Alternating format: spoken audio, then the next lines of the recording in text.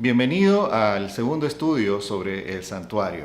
El santuario era un edificio muy importante, muy significativo, no tan bonito desde afuera, pero se veía que era sumamente ordenado.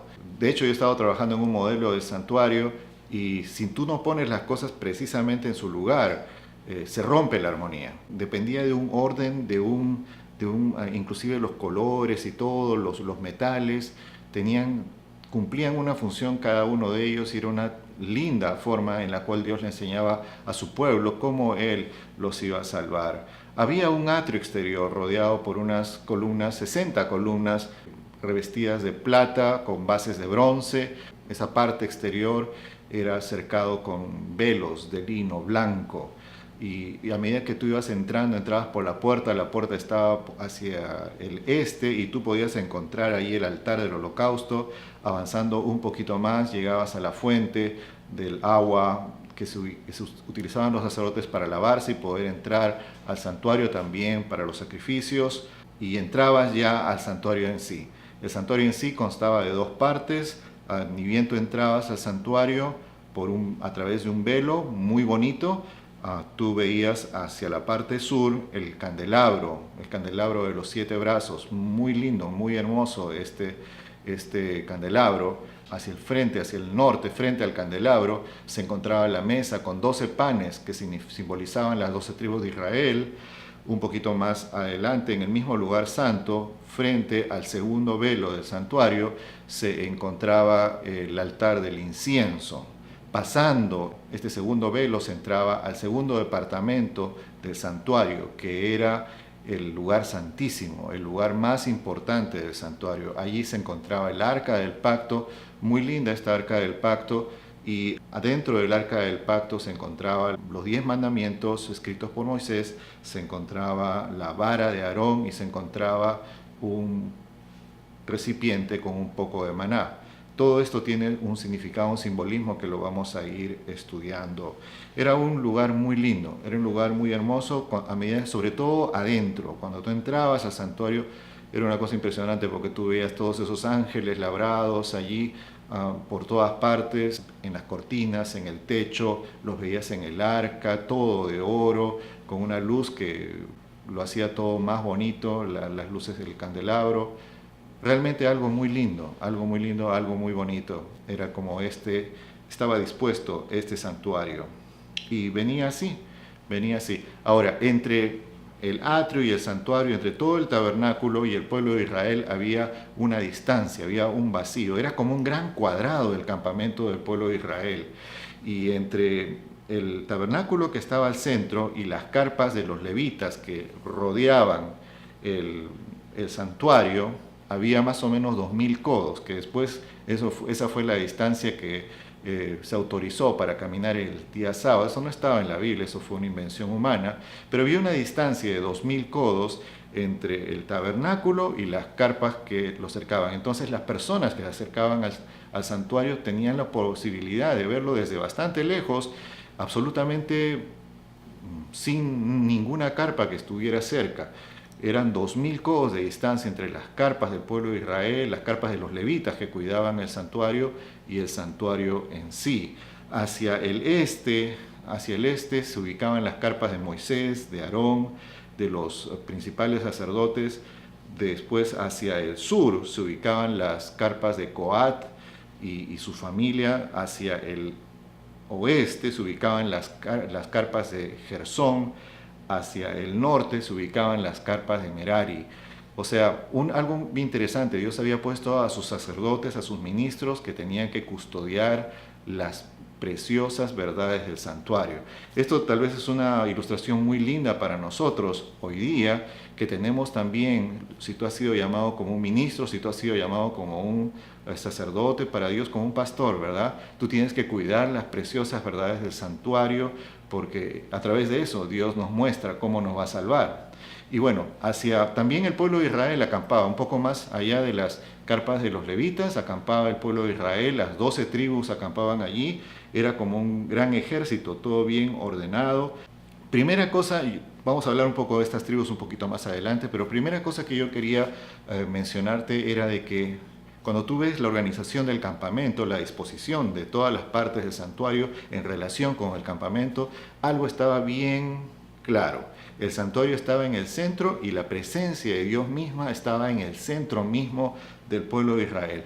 ¿Por qué? ¿Por qué Dios estaba ahí al medio del pueblo de Israel? Hay varias razones y muchas de esas nos las va a dar la palabra de Dios.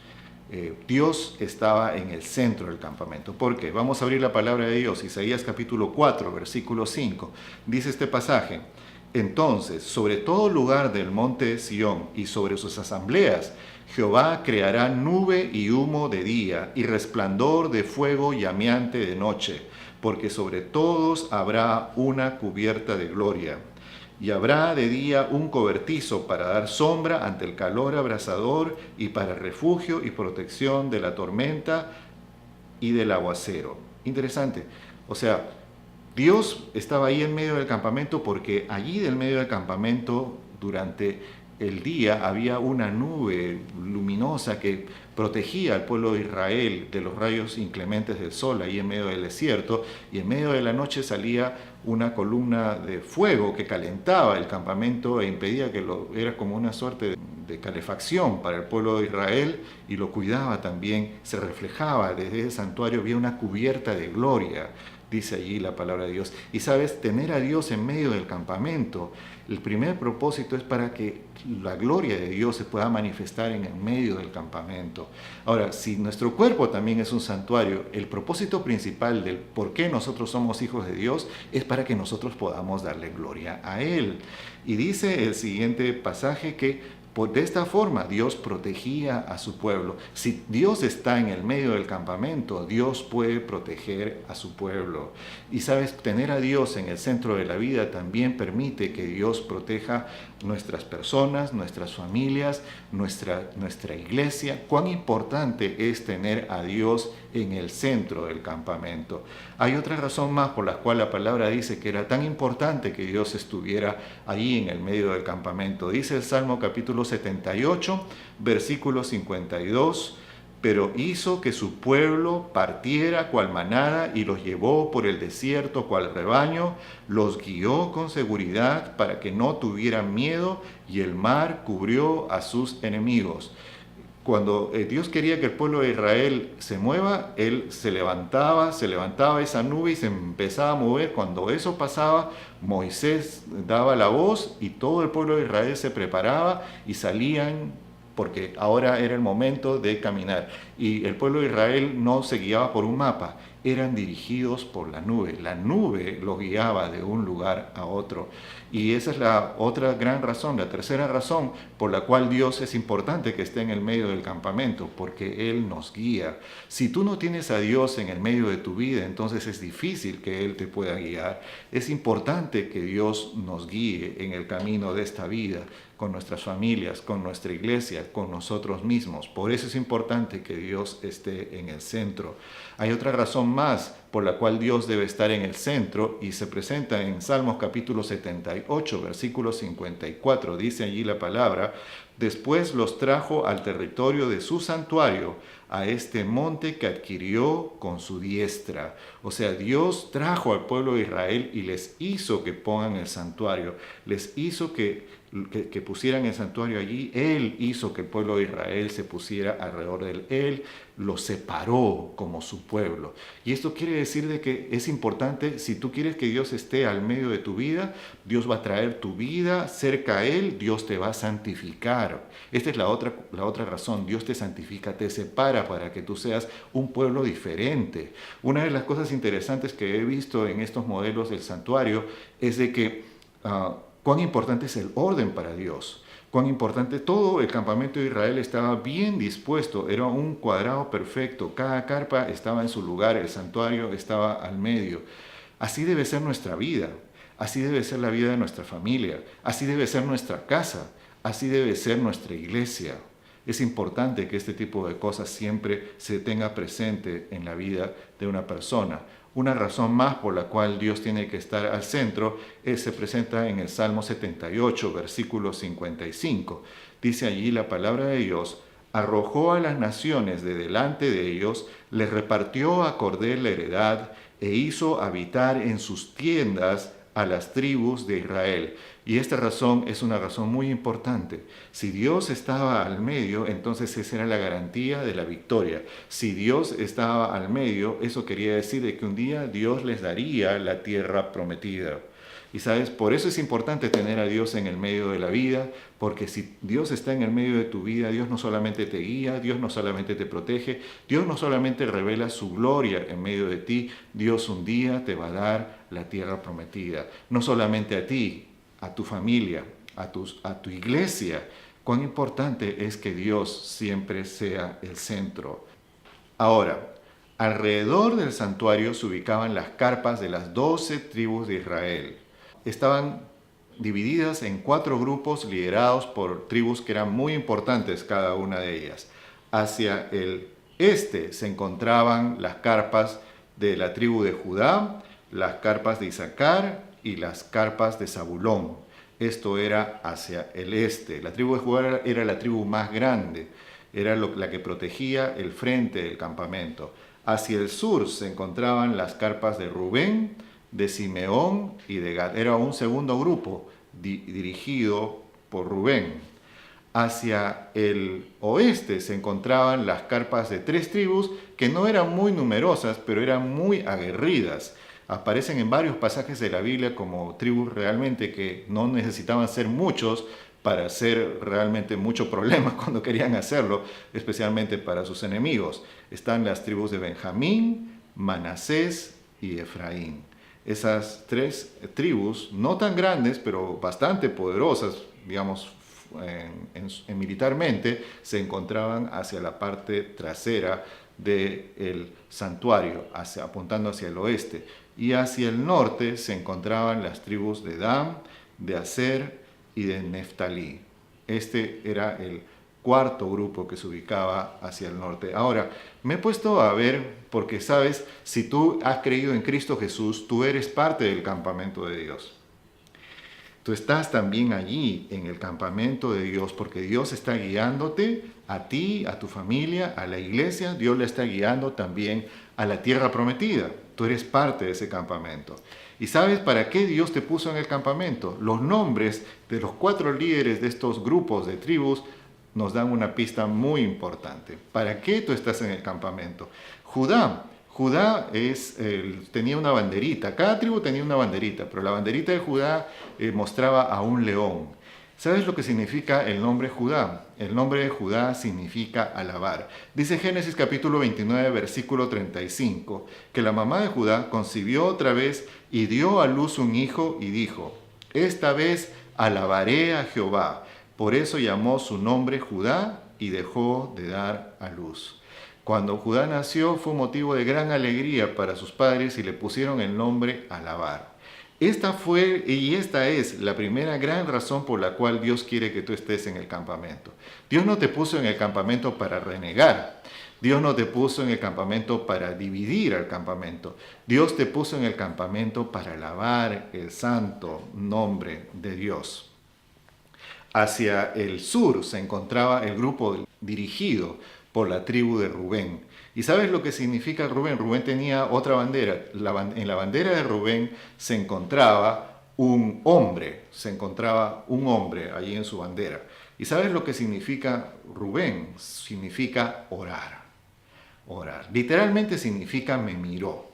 Mira el pasaje donde le ponen el nombre. Génesis capítulo 29, versículo 32. Lea concibió y dio a luz un hijo y llamó su nombre Rubén, pues dijo: porque Jehová ha visto mi aflicción, ciertamente ahora me amará mi marido. Y le puso Rubén, que significa me miró.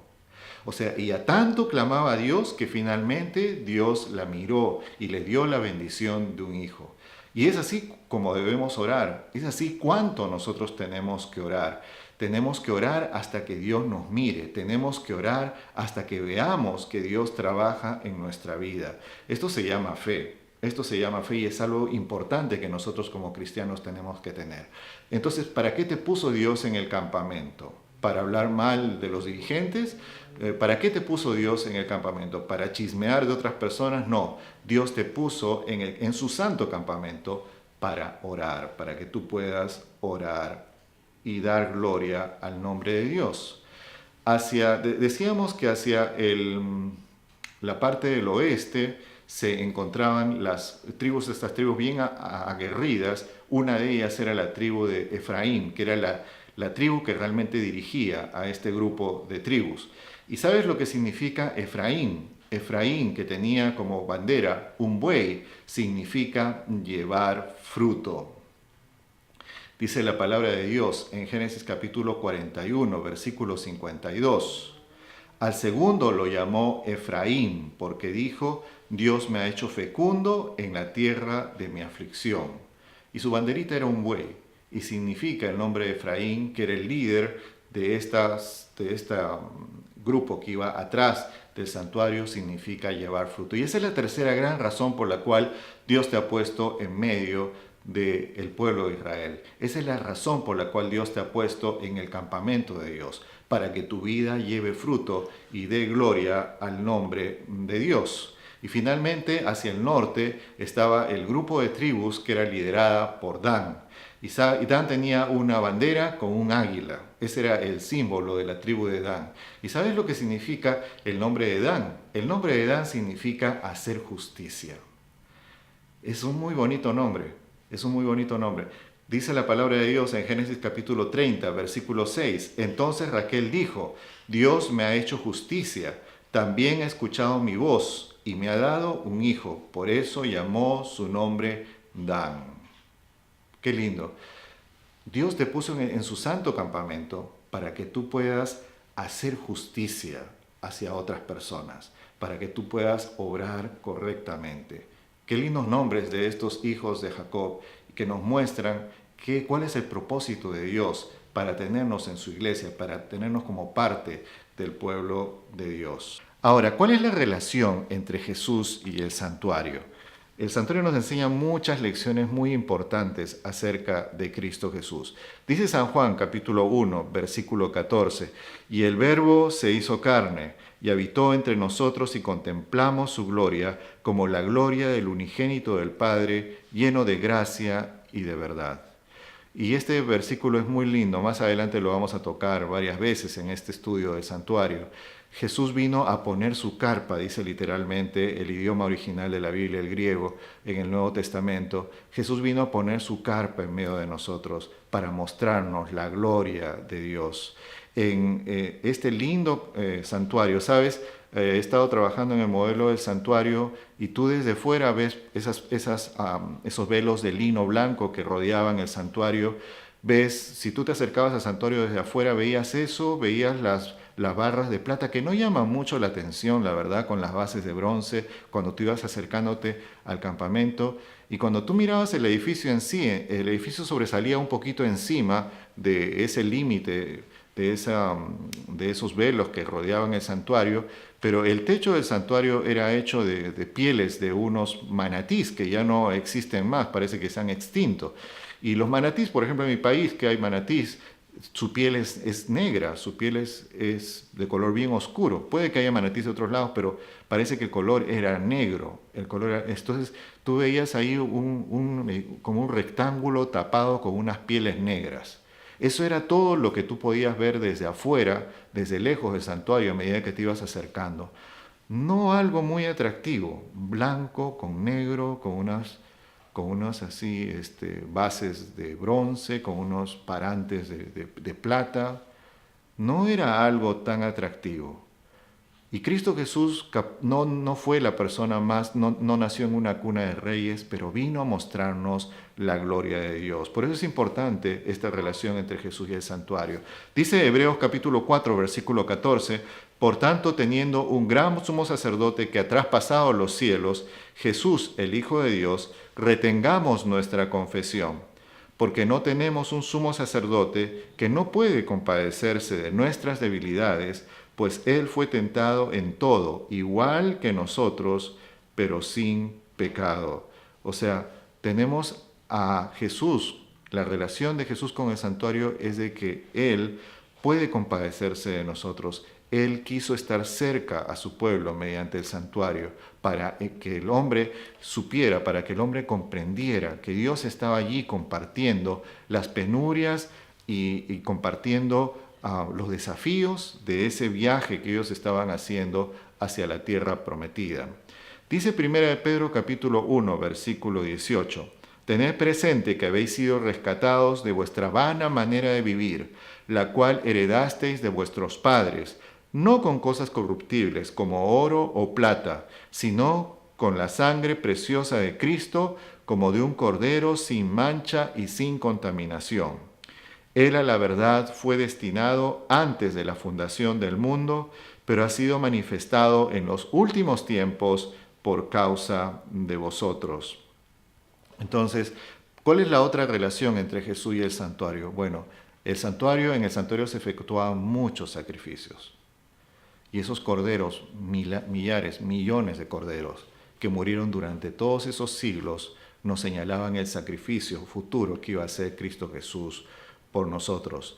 Dice Hebreos capítulo 7, versículo 25, habla acerca de otra relación de Jesús con el santuario. Dice allí la palabra de Dios: «Por esto también puede salvar por completo a los que por medio de él se acercan a Dios, puesto que vive para siempre para interceder por ellos».